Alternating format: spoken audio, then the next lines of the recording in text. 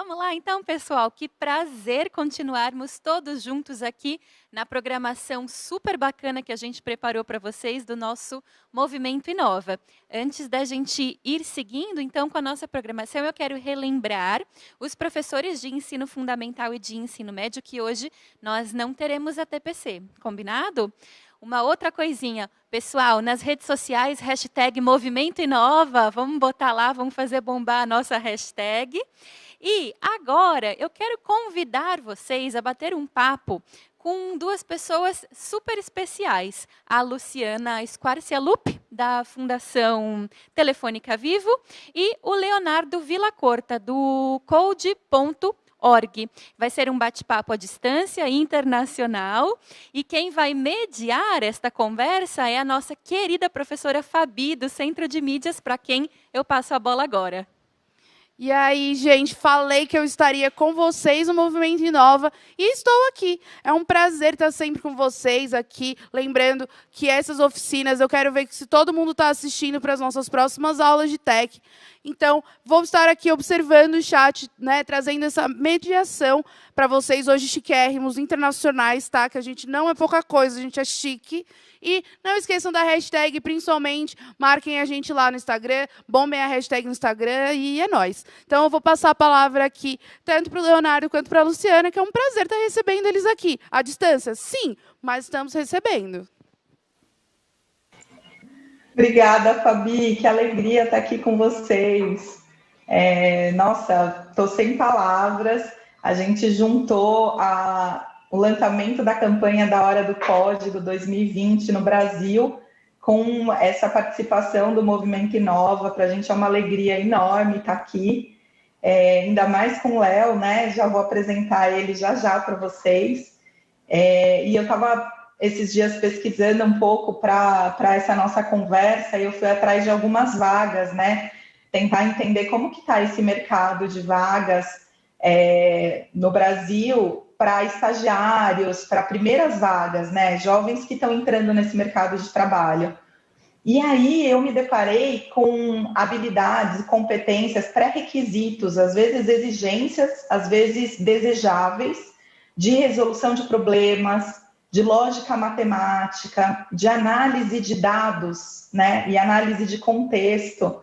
Tudo isso é exigido por empresas, por vagas de vários lugares para os jovens, né? E é desse mundo que a gente está falando, né? De um mundo em que, igual antes, a gente precisava aprender a falar em público, né? A conseguir conversar e trazer ideias para muita gente. Hoje a gente está falando de outras habilidades, de habilidades da gente conseguir traduzir esse mar de informação que a gente tem em alguns buscadores, né? A gente sempre brinca, né? Se a gente não sabe, vamos procurar no Google. Mas como que a gente procura, né? O que é de verdade essa informação? Como que a gente traduz esse monte de informação e de dados que chegam para a gente em conhecimento de verdade, né? Como que a gente faz essa leitura de mundo? E quando eu estava pesquisando, eu não estava pesquisando vaga de TI, não, né? Porque a gente tem muita essa ideia de que a gente precisa programar, porque as melhores vagas são vagas de programadores. Mas não, eu estava pesquisando sobre vagas para vendas, para design de interiores, advogados. Então, é um mundo em que a tecnologia e a lógica da tecnologia por trás, a cultura digital, o pensamento computacional, está embutido em tudo que a gente faz, né? E é por isso que a gente convidou o Leonardo Villacorta, para falar com a gente. O Léo ele é vice-presidente de alianças internacionais da Code.org. A Code.org é a instituição que criou a Hora do Código. E a gente, na Fundação Telefônica Vivo, tem uma parceria de muitos anos, e uma parceria que está se ampliando, e que uma das grandes ações nossas, em parceria com a Code, é a Hora do Código no Brasil. Queria até saber de vocês, conta aí para a gente, para a professora Fabi no chat, quem conhece, quem já ouviu falar da Hora do Código, né? Para a gente é uma parceria incrível, porque a proposta da Hora do Código, desse movimento global, é mostrar que a gente pode programar, que a gente pode desmistificar esse universo da programação. A gente não precisa ser programador para isso, né? E isso está super ligado com o contexto, com o mundo desse jovem e com o futuro, né? O futuro dos jovens mais velhos do ensino médio, com o futuro que está aí, batendo na porta. Dos do ensino fundamental, um pouquinho mais para frente, mas que a gente precisa começar a ir trabalhando. Então, queria apresentar para vocês o Leonardo. Ele trabalhou muitos anos na Microsoft, 20 anos aí, foi mudando a carreira dele, né? A Microsoft que desenvolve software, está muito ligado com essa área de programação, e ele foi migrando a carreira dele para um lado de filantropia, de influenciar a sociedade, né? Ele está na Code faz um ano, ele estava me contando que na Microsoft, eles eram o parceiro da Code que fazia essas campanhas, né, da Hora do Código, e aí foi se apaixonando por esse universo até fazer essa transição um ano atrás para a Code, né, em alianças internacionais da Code, na frente, liderando essa frente de parcerias, e aí eu tenho o prazer de trabalhar com ele nessa parceria da Fundação e da Code. Léo, muito obrigada por você estar aqui com a gente, é um prazer enorme, e passo a bola para você contar um pouquinho para a gente desse futuro, do que espera esse jovem. Muito obrigada por estar com a gente. Oi, Lu, muito obrigado pelo convite de participar no Movimento Inova. É um prazer para mim falar com vocês desde na cidade de Seattle. Eu moro na cidade de Seattle, nos Estados Unidos, e quase ao final do noroeste dos Estados Unidos, muito perto de Canadá. Bueno, peço primeiro desculpas pelo meu português. Eu acho que talvez vai ser um pouquinho mais portunhol, mas vamos tentar. Há muito tempo que não pratico, mas eu gosto muito de tentar falar português, e esta é uma grande oportunidade para mim. Eu vou falar um pouquinho do que nós estamos vendo na realidade hoje no mundo, e como para nós é muito importante a ensinança das ciências da computação, da programação. Então, tem uma apresentação que vamos ver, vamos falar disso. E quero começar dizendo que o mundo já era um mundo com uma muito rápida mudança a uma realidade interconectada. Tudo o que nós fazemos na vida diária tem muita utilização da tecnologia. Aprendemos, jogamos, nos comunicamos com a gente, fazemos compras, estabelecemos comunicação com o governo, todas essas coisas da vida diária, coisas importantes, vocês têm que usar tecnologia. E muita gente fala de a quarta revolução industrial. Nós estamos vivendo agora na quarta revolução industrial. Então, o mundo já tinha mudado e começou o ano 2020. e todos nós sabemos que o 2020 é um ano diferente, não? Temos uma pandemia, a pandemia mudou nossas vidas, os meninos estão aprendendo desde casa, a gente trabalhando, não pode ir nos escritórios, estamos trabalhando desde casa. Eu estou em minha casa também desde março, como muitos de vocês. E isso ha gerado outra problemática no mundo, né? A economia de muitos países se viu afetada impactada por a pandemia. Hemos visto também uma realidade onde há descontento social em muitos países. Alguns países tinham problemas antes, 2019, 2018, mas a pandemia só está acentuando a problemática econômica, a problemática social.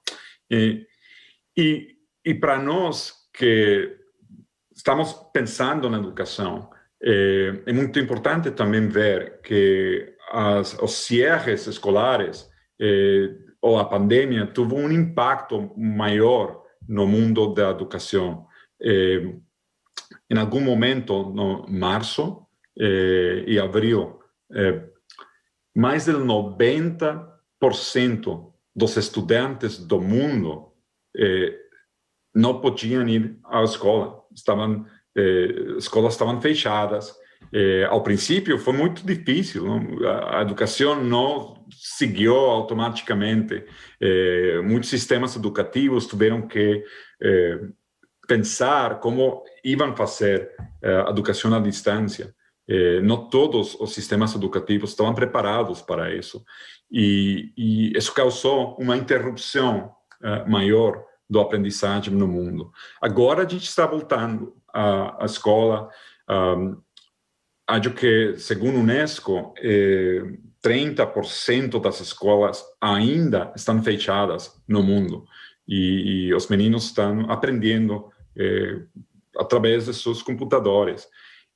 Bom, é uma situação que, se todas as escolas estão abertas, os sistemas educativos vão ter que pensar e planejar para ter melhores sistemas de educação misto, híbrido, educação à distância, educação presencial. Vão ter que planejar para outras situações de emergência. É possível que no futuro nós vamos ver outras pandemias, outras situações que vão precisar ter um modelo híbrido. E é muito importante que os sistemas educativos encontrem uma maneira de fazer isso de uma forma que funcione para os professores, para os estudantes. Um tema muito importante. Então, este é um momento em que nós podemos repensar a educação. E quando eu falo de repensar, acho que temos que fazer as perguntas. Não só é preciso falar de como vamos ensinar o currículo, mas que é o que nós temos que ensinar agora. Temos que mudar algo, temos que modernizar o currículo. E acho que são perguntas fundamentais para nós poder responder a como vamos a evolucionar o modelo educativo agora. Temos uma oportunidade muito importante num mundo que cada vez se volta mais automatizado. Luciana estava falando das vagas, estava falando de como o mercado do trabalho está mudando.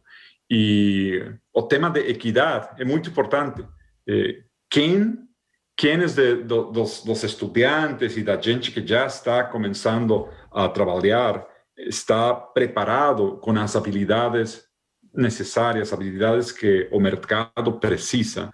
E o tema de equidade é importante porque os sistemas educativos têm que focar no quem vão aprender essas habilidades. É importante que toda a gente tenha a possibilidade de aprender novas habilidades. Então, qual é a dinâmica da educação? Que é o que o sistema educativo pode fazer? Eu falava, não basta mudar como se ensina, é preciso mudar o currículo. E eu acho que o Brasil já está fazendo um pouquinho disso. Acho que o estado de São Paulo ha ido mudando, incorporando no seu currículo matérias que são muito importantes para a realidade de hoje, atual, como, por exemplo, programação, ciências da computação, pensamento computacional, pensamento crítico. Tudo isso é muito, muito importante. Code.org se chama assim por a palavra code é programação, não? E nós chamamos code, mas sempre para nós é muito importante dizer que programação não é tudo. Nós gostamos muito mais de falar de cultura digital. Cultura digital é realmente o que os estudantes têm que conhecer, porque cultura digital inclui programação, pensamento computacional, ciências de dados, redes, cibersegurança, inteligência artificial, robótica. Todas essas são disciplinas que são muito importantes na vida de hoje. E para nós, ciências da computação ou cultura digital é fundamental. É algo que todos os estudantes têm que aprender para conhecer melhor como funciona o mundo. Quando você vive num mundo digital, onde a tecnologia está em nossa vida diária, é preciso compreender como funciona. E é preciso aprender isso da mesma forma que nós aprendemos biologia e química e física, por exemplo, para compreender como funcionam as máquinas, o movimento, como funciona o corpo humano, dos animais. Hoje, todos temos que aprender não só a usar tecnologia, mas temos que aprender a criar tecnologia. Essa é a nova realidade e uma nova necessidade de educação para nós. Mas você não precisa aprender sempre utilizando computadores. Eu tenho uma foto, por aí uma imagem de uns meninos aprendendo pensamento computacional sem computadores. Você pode começar a aprender conceitos básicos. Ontem falava com alguém de que a primeira vez que alguém inventou um algoritmo, por exemplo, foi há quase 200 anos, ou mais de 150 anos. As computadoras não existiam, mas o pensamento computacional, os processos de como fazer computação são incluso de antes do que as computadoras existissem. Então, é muito importante isso, lembrar que o pensamento crítico, o pensamento computacional, tem conceitos que os professores podem ensinar sem computadoras e com computadoras. Vou falar um pouquinho da Code.org. Nós somos uma organização que tem como missão que cada estudante em cada escola do mundo tenha a oportunidade de aprender a cultura digital. E é o que nós estamos tentando fazer. Luciana falou da Hora do Código. A Hora do Código foi a primeira coisa que nós começamos a fazer há 7 anos, como uma campanha global para ter sensibilização, para que a gente sepa que a cultura digital é importante e para que os meninos sepam que todos podem aprender programação, que todos podem tentar. As meninas podem fazer igual que os meninos, que você não precisa ter as melhores qualificações, notas da escola. Todos podem aprender. Você não precisa ter habilidades especiais para isso. Todos podemos fazer programação. Então, é uma campanha global. Já tem... quando foi? Em maio, junho, nós logramos mais de 1.000 milhões, estou falando bem, 1.000 milhões de horas do código que aconteceram no mundo. Imagina, 1.000 milhões de horas do código. Estamos muito contentes de que a metade dos participantes da Hora do Código são mulheres. E vocês poderiam dizer, isso é normal, a metade da população do planeta são mulheres, mas a realidade é que há uma gap de gênero, aí, como fala, Luciana, uma diferença de gênero, né? Tem uma distância entre mulheres e homens programando. Quando você vê a indústria da tecnologia, há mais homens que mulheres. Quando você vê quienes estão estudando na universidade, por exemplo, engenharias e carreiras que têm que ver com tecnologia, há muitos mais homens que mulheres. Então, é uma oportunidade muito importante para nós trabalhar para ter mais equidade de gênero no mundo da tecnologia. Então, você estava falando da Hora do Código. Vocês veem um mapa, temos um mapa do mundo com todos os lugares onde já hemos tido atividades da Hora do Código, mais de 180 países no mundo. Brasil, por supuesto, tem muitas atividades que a gente organizou. Fundação Telefônica são quienes lideram a campanha da Hora do Código no Brasil, e para mim é um prazer que hoje estamos começando essa campanha no Brasil. Mas com toda essa atividade, com muita gente que já provou que é isso de programação, a realidade, infelizmente, é que na maioria das escolas do mundo não ensinam a cultura digital. E isso é um problema, porque os trabalhos estão mudando. Cada vez há mais automatização, há mais utilização de robôs, de inteligência artificial, há empregos que estão desaparecendo. E há outros empregos novos. E os empregos novos, as vagas novas, precisam habilidades digitais. E se, como sociedade, não começamos a preparar a nossos meninos desde muito temprana idade para que tenham as habilidades que vão precisar no futuro, quando os meninos cresçam e sejam maiores e tenham a oportunidade de ir a trabalhar, tenham seu primeiro emprego, é possível que não tenham todas as habilidades para conseguir um bom emprego. Então, é importante que o sistema educativo comece a mudar isso. E então, você pode perguntar o que é o que Code.org, Code.org está fazendo. Nós fazemos 3 coisas, principalmente.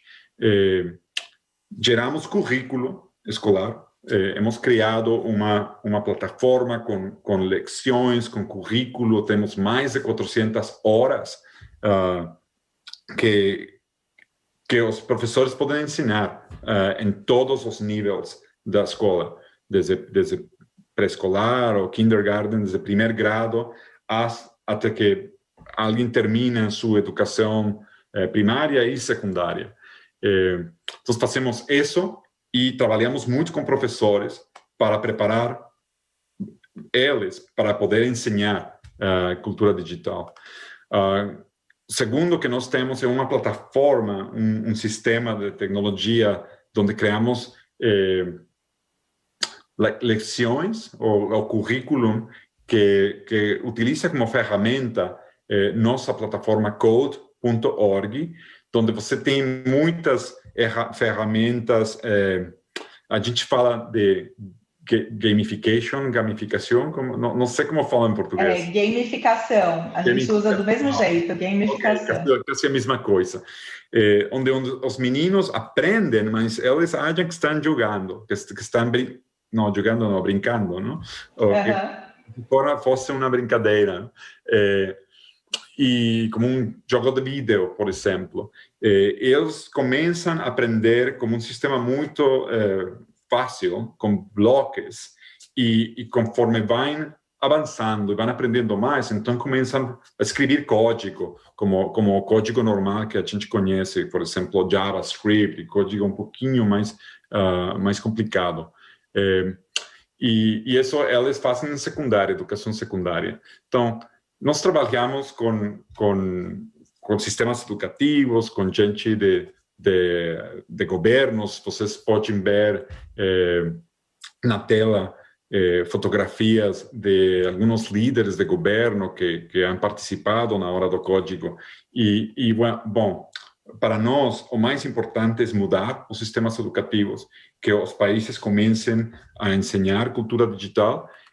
Já há mais de 50 países no mundo que estão trabalhando para lograr isso. Bom, em realidade, é um movimento, é um trabalho que vai durar muitos anos, que precisa do suporte de todos vocês. professores, padres de família, e bom, eu convido vocês a que explorem code.org e que convidem os seus estudantes a aprender e que vocês podem formar parte do movimento também. E é tudo, Luciana. Muito obrigada, Léo. Deixa eu...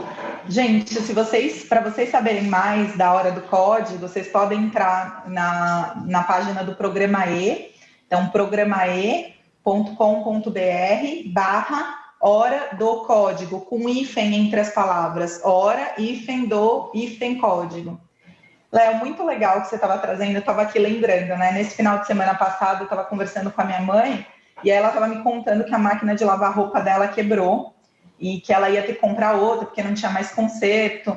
E a gente estava numa mesa com os celulares ali, eu peguei o celular e falei, mãe, vamos olhar quanto custa, né?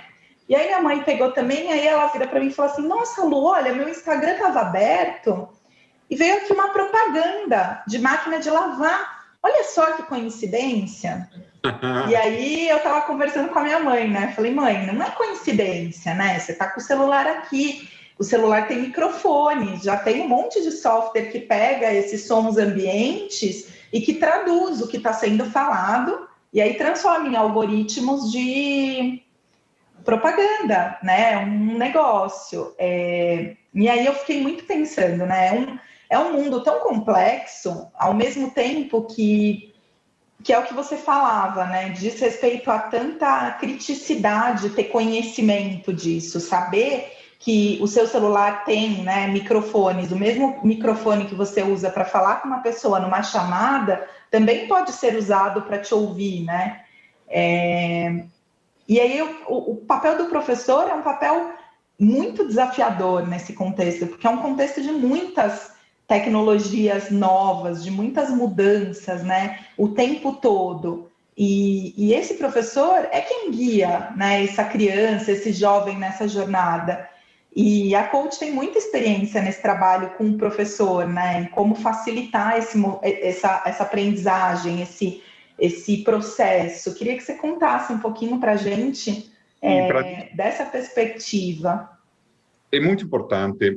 A ensinança da cultura digital tem muitos princípios que o mais importante para ensinar cultura digital é saber ensinar. Não é saber tecnologia, mas saber ensinar para nós é muito importante isso. Nós trabalhamos com muitos professores que são professores de matemáticas, de ciência, pero também de português, ou espanhol, ou inglês, depende do país, ou professores de arte, eles conhecem como ensinar. E isso é o mais importante. Você tem que acompanhar aos estudantes. Ensinar a parte tecnológica, especialmente na educação primária, é fácil, é mais fácil. Mas você tem que saber como explicar aos meninos os conceitos. E a realidade que você estava falando é uma realidade onde hoje vemos que a ciência de dados, a inteligência artificial, o reconhecimento de voz, reconhecimento facial, são coisas que já estão em nossa vida diária, com os teléfonos celulares, com as câmeras. Os meninos têm que entender como funciona tudo isso. E como a utilização dessas ferramentas podem, por exemplo, da inteligência artificial, podem impactar a vida das pessoas.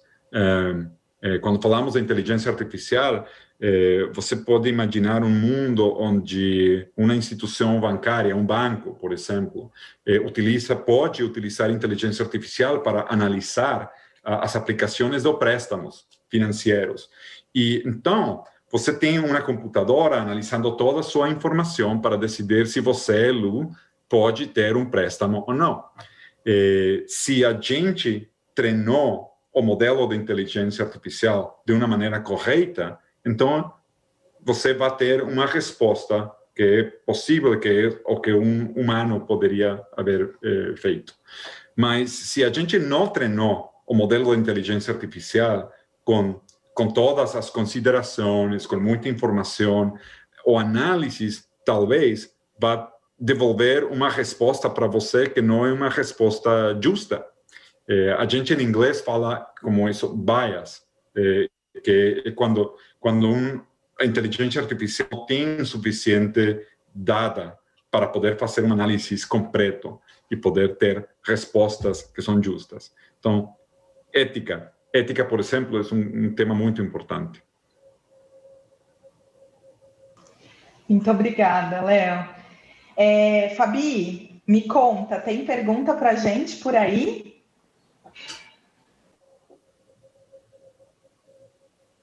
Tinha perguntado se algum deles conhecia, né, o code.org, né, no 7º ano. Ah, é verdade, esqueci. Obrigada. Né? O pessoal falou do 7º ano, alguns conhecem, mas a maioria não, né, a mesma coisa para o 9º. E eles fizeram aqui uns comentários bem legais.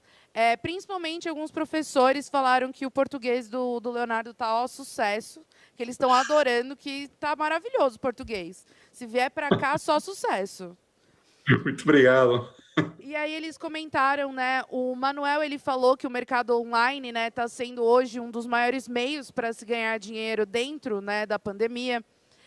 A Maria Eduarda hoje, né, falou da possibilidade que hoje as pessoas estão tendo de se tornarem não só programadores, mas também criadores de conteúdo online. O Bruno do EJA falou que está aprendendo Java, PHP e está querendo, né, focar na programação, que ele está adorando.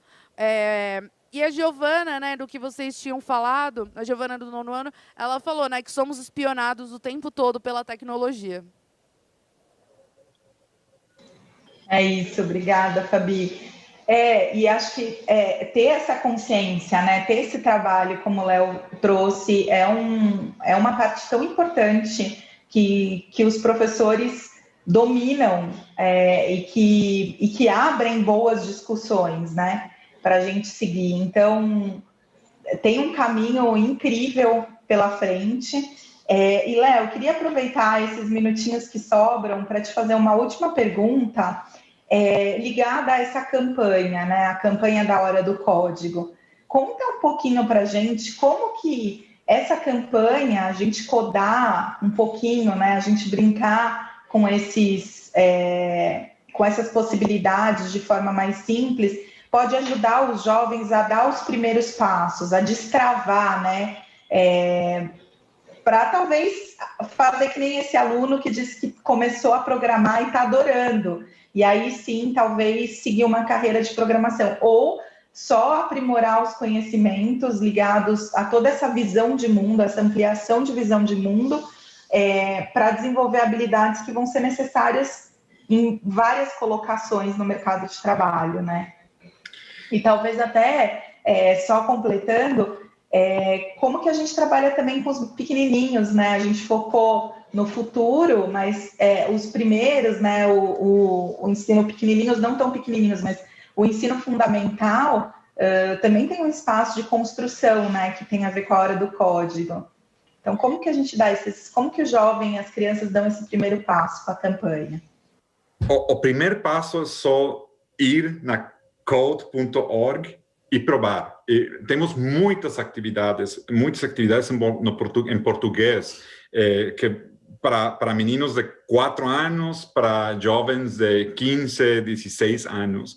E nos 7 anos da Hora do Código, nós vimos muitas histórias da gente que provou a programação por vez primeira, com um tutorial de 1 hora, de 30 minutos, e gostou muito e seguiu explorando mais e mais. E a gente que ontem eu vi um vídeo, nós temos um vídeo de um menino na Seattle, acho que é na Seattle, mora no Seattle, que falou, agora está terminando na universidade e vai ser engenheiro em computação, e falou que ela conheceu a programação por vez primeira na Hora do Código. Gostou muito e quis seguir aprendendo muito mais. e depois foi à universidade e agora vai ser engenheira de computação. Então, vemos histórias como essas. Eu estava lembrando, a última vez que eu fui para Rio, eu visitei uma escola de cultura digital na Rocinha, na favela de Rocinha, e fiquei muito impressionado. A gente estava falando com jovens de 17, 18 anos.